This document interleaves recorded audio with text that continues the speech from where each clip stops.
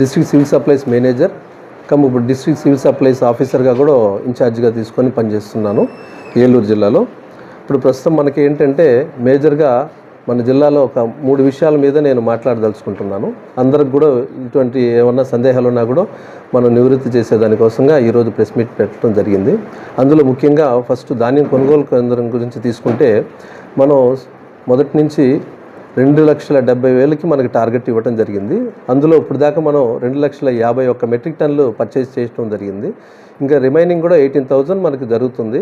ఇప్పుడు కొంత అప్లాండ్ ఏరియాలో కొంత వస్తుంది కాబట్టి ప్రతి రైతు దగ్గర నుంచి కూడా కొనుగోలు చేయడం జరుగుతుంది. ఎవరు కూడా ఏ రైతు కూడా ఆధారపడవద్దు, అందరిది కూడా ప్రతి ఒక్క రైతుది కూడా కొనుగోలు చేస్తాం. ఇప్పుడు దాకా కూడా మనకి ఆల్మోస్ట్ 3 మండలాల్లో 3 డివిజన్లు కూడా కంప్లీట్ అయిపోయింది. రోజువారీగా ఇప్పుడు 100-200 టన్నుల దాకా వస్తుంది. సో అందరు కూడా మనం ప్రతి రైతు దగ్గర కూడా కొనుగోలు చేస్తాం, దాంట్లో ఇబ్బంది లేదు. వాళ్ళకి కావాల్సిన గోతాలు కూడా సరిపడా చేర్చడం జరిగింది. కొన్ని అప్లాండ్ ఏరియాలో నూక అవుతుందని చెప్పడం జరిగింది. అయినప్పటికి కూడా రైస్ మిల్లర్స్తో మాట్లాడి వాళ్ళకు కూడా ఎటువంటి ఇబ్బంది లేకుండా ప్రతి 3 డెల్టా ధాన్యంను ఒక అప్లాండ్ ఆ విధంగా జాయింట్ కలెక్టర్ గారు మేడం డైరెక్షన్స్తో మనం వాళ్ళందరికి కూడా ఇబ్బంది లేకుండా చేయటం జరిగింది. ఎక్కడ కూడా మిల్లర్స్ కూడా మనకి ఇప్పుడు దాకా కంప్లైంట్ ఎక్కడ రాలేదు. వచ్చినప్పటికి కూడా ఇమ్మీడియట్గా వాళ్ళతో మాట్లాడి చర్చించి ఎటువంటి ఇబ్బంది లేకుండా రైతుకి అక్నాలెడ్జ్ చేయటం జరిగింది.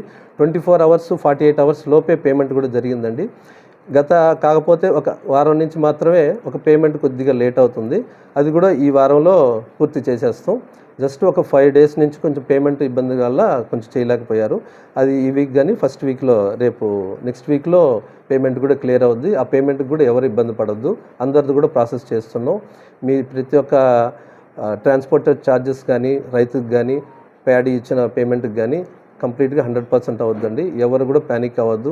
దానికోసంగా మనం కంట్రోల్ రూమ్ కూడా ఏర్పాటు చేయడం జరిగింది. ఆ కంట్రోల్ రూమ్లో మీకు ఎటువంటి ధాన్యం పడలేదైనా ఏమైనా సమస్యలు ఉన్నా కూడా ఫోన్ చేసి మీ యొక్క సందేహాలను నివృత్తి చేసుకోవచ్చండి. ఇది ధాన్యం కొనుగోలుకి సంబంధించి. ఇంకా నెక్స్ట్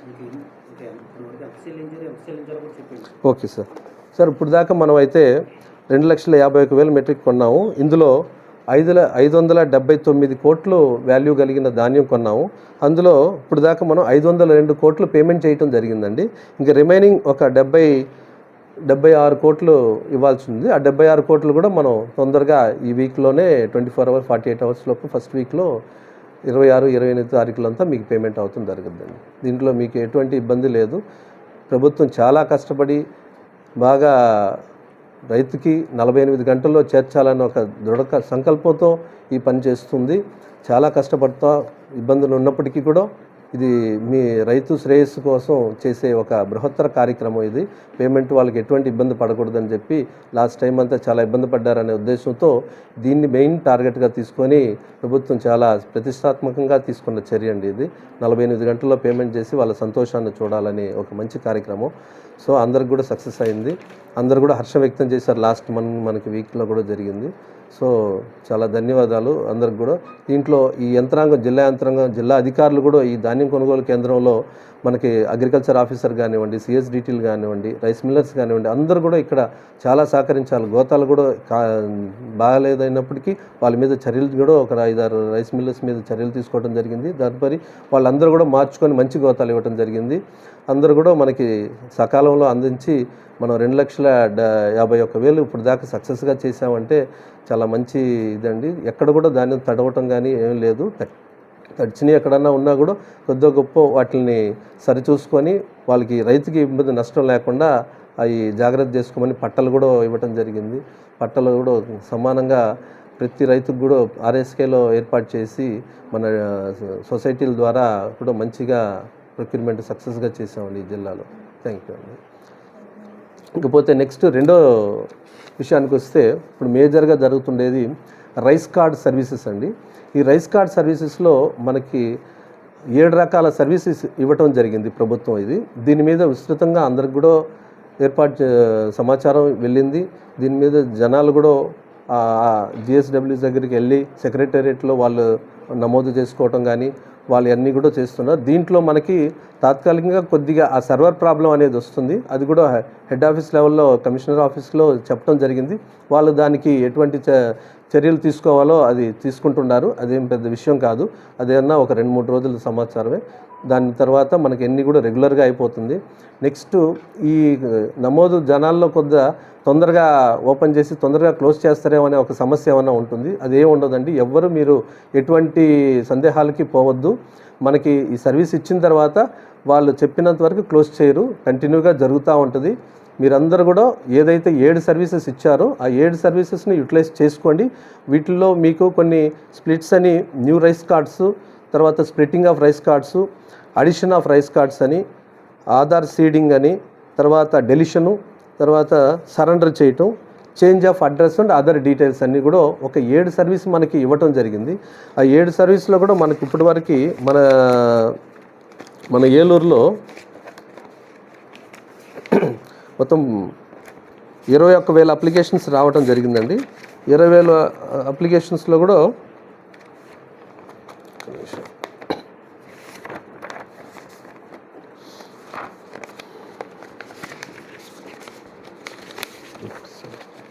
20,000 అప్లికేషన్లో మనం ఇప్పుడు దాకా ఒక 1,136 వరకు అప్రూవ్ చేయటం జరిగింది. ఇది నిరంతర ప్రక్రియ. ఎవ్రీడే మనకి నియర్లీ 3,000 దాకా అప్లికేషన్స్ వస్తున్నాయి మన జిల్లా మొత్తానికి. దాంట్లో ఇప్పుడు దాకా మనం 1,000 దాకా అప్రూవ్ చేసాము. ఇది కంటిన్యూ ప్రాసెస్. ప్రతిదానికి కూడా కొన్ని రోజులు మీరు అప్లికేషన్ ఇచ్చిన తర్వాత ఎన్ని రోజుల్లో పూర్తి చేయాలని చెప్పి ప్రతి జిఎస్డబ్ల్యూజీ వాళ్ళకి డైరెక్షన్స్ ఇవ్వడం జరిగింది. ఆ టైం లైన్ లోపే కంప్లీట్ కూడా చేస్తున్నారు. సో మీరు ఎటువంటి దీనికి సందేహాలు ఏం పోవద్దు. మీకు డౌట్స్ ఏమన్నా ఉన్నా కూడా ధారాళంగా ఆ జిఎస్డబ్ల్యూసీలో అడగొచ్చు, మీకు ఏర్పాటు చేయటం జరుగుద్ది. దీంట్లో న్యూ రైస్ కార్డ్స్ అనేది మనం అప్లికేషన్ వేసుకుంటాం, అక్కడ వాళ్ళు దాని ప్రకారంగా ఇష్యూ చేస్తుంది. స్ప్లిట్టింగ్ వచ్చే లోపల నార్మల్ స్ప్లిట్టింగ్ ఒకటి, మ్యారేజ్ స్ప్లిట్టింగ్, విడో స్ప్లిట్టింగ్ అని, డైవర్స్ స్ప్లిట్టింగ్ అని, సింగిల్ మెంబర్ స్ప్లిట్టింగ్ అని 5 రకాల స్ప్లిట్టింగ్ ఇవ్వటం జరిగిందండి. అది స్ప్లిట్టింగ్ కేసెస్లో మీకు దాని ప్రకారంగా వాళ్ళు ఆప్షన్స్ ఉంటాయి, ఆప్షన్స్లో మనం ఎంచుకోవచ్చు.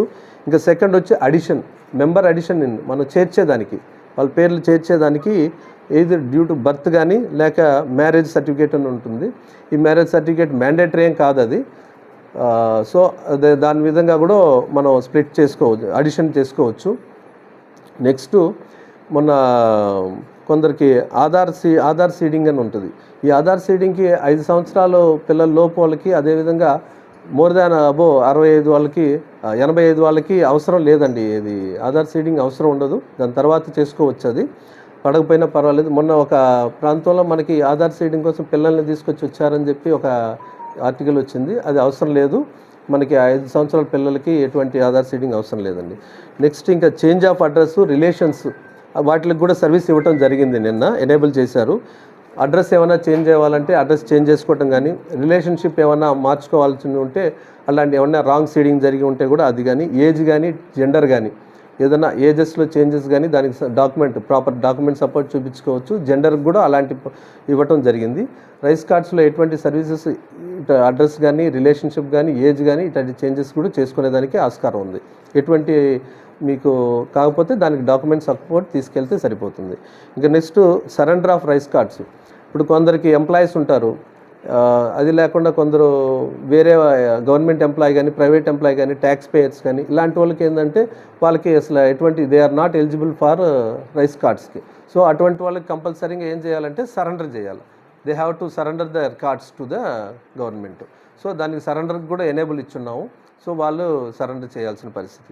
ఇలాంటి మనం 7 సర్వీసెస్ ఇప్పుడు మన జిఎస్డబ్ల్యూసీ ద్వారా ప్రతి గ్రామంలో జరుగుతుంది. ఈ సర్వర్ అనేది కొంచెం టెంపరీ ప్రాబ్లం కాబట్టి అది క్యూర్ అవుతుంది. నెక్స్ట్ ఈవినింగ్ నుంచి బాగా అవుతుందని చెప్పారు. ఆ విధంగా కొందరు ఎవరైనా లోకల్గా ఉన్నా కూడా కన్సర్న్ సెక్రటేరియట్కి చెప్పడం జరిగింది, ఎండిఓస్ ద్వారా, తహసీల్దార్ ద్వారా. రేపటి నుంచి వాళ్ళు కూడా సర్వీసెస్ కొంచెం ఈవినింగ్ ద్వారా కొంచెం సర్వర్ కానీ బాగా పనిచేస్తే కూడా వాళ్ళందరినీ కూడా అందుబాటులో ఉండి వీళ్ళకి సర్వీస్ ఇవ్వాల్సిందిగా కోరటం జరిగింది.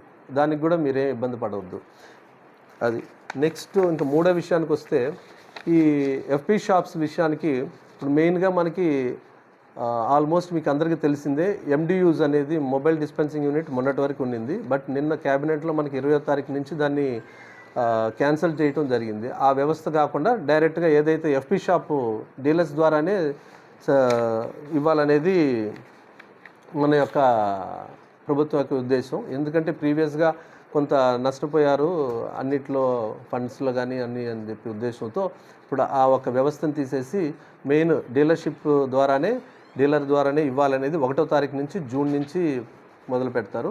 సో దానికి కూడా వాళ్ళ వేకెన్సీస్ కూడా త్వరగా వాళ్ళందరినీ కూడా ఫిలప్ చేసేసి వాళ్ళకి సర్వీస్ ఇచ్చేసి మీరు నెక్స్ట్ 1వ తారీఖు నుంచి ప్రజలందరూ కూడా మన ఎఫ్పి షాపుల్లోనే తీసుకోవాలనేది మనవి. దానికి తదుపరి మీకు అందరు కూడా ఏర్పాటు చేసి దాన్ని ఎలా ఏర్పాటు చేయాలనేది కూడా మీకు నెక్స్ట్ మీటింగ్లో మీకు చెప్పడం జరుగుతుంది. ఇందులో ఒక 2 విషయాలు ఉన్నాయి. అంటే ఎవరైతే 65 సంవత్సరాలు దాటిన వాళ్ళు ఉంటారో, at the same time disabled ఎవరైనా నడవలేని వాళ్ళు, కొంచెం తీసుకోగలిగిన వాళ్ళు ఎవరైనా ఉంటే వాళ్ళకి డీలరే మీకు అందుబాటు వచ్చి మీకు అందించడం జరుగుతుంది ఆ సరుకులు ఏదైతే ఉన్నాయో. ఆ విధంగా మీకు ఇబ్బంది లేకుండా మీకు డీలర్ వ్యవస్థ నుంచి కూడా దాన్ని ప్రతిష్టంగా చేస్తాం. దాన్ని ఇటువంటి లోటుపాట్లన్నీ కూడా ఏమీ లేకుండా ట్రాన్స్పరెంట్గా చేయాలనే ఉద్దేశంతోనే ప్రభుత్వం ఈ ఎఫ్పి షాప్ వ్యవస్థను కూడా తీసుకొని రావడం జరిగింది.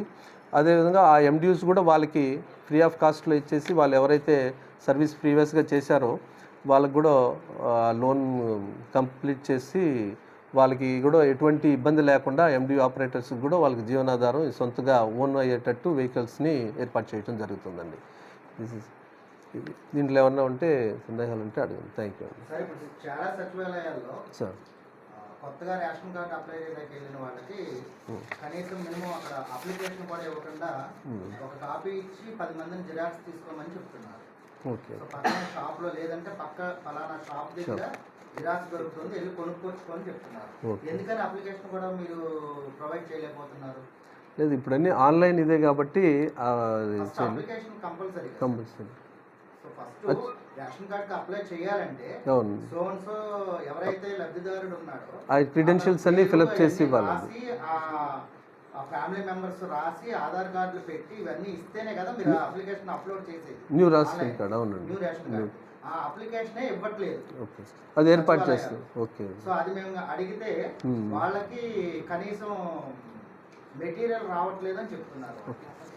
పేపర్ ఖర్చులు అని చెప్పి అది మా దృష్టికి ఇప్పుడే వచ్చింది కాబట్టి నేను అది ఖచ్చితంగా ఎనేబుల్ చేస్తాను. లేదు, అవసరం లేదండి. నేను అది ప్రతి ఒక్క తహసీల్దార్తో కూడా మాట్లాడి దాన్ని ఎనేబుల్ చేసి ప్రతి జిఎస్డబ్ల్యూసీలో ఏర్పాటు చేయడం జరుగుతుంది. Okay, sure. అది మా దృష్టికి తీసుకొచ్చారు కాబట్టి అందుకే ఈరోజు మనం మీటింగ్ పెట్టింది కూడా జరిగింది. ఓకే. అవును. చాలా కాలం నుంచి ఒంటరిగా ఉంటారు. ఒంటరి మహిళల కింద కార్డు అప్లై చేసుకున్నప్పుడు వాళ్ళకి డైవర్స్ నోటీస్ అడుగుతున్నారంటే రూల్ ఉంది సార్. డైవర్స్ ఉంటేనే అది స్ప్లిట్ అవుతుంది. అవును సార్. లేదండి, ఇది అంటే జ్యుడిషియరీ కాబట్టి అది అంటే దాన్ని కూడా పరిశీలిస్తామని చెప్పారు.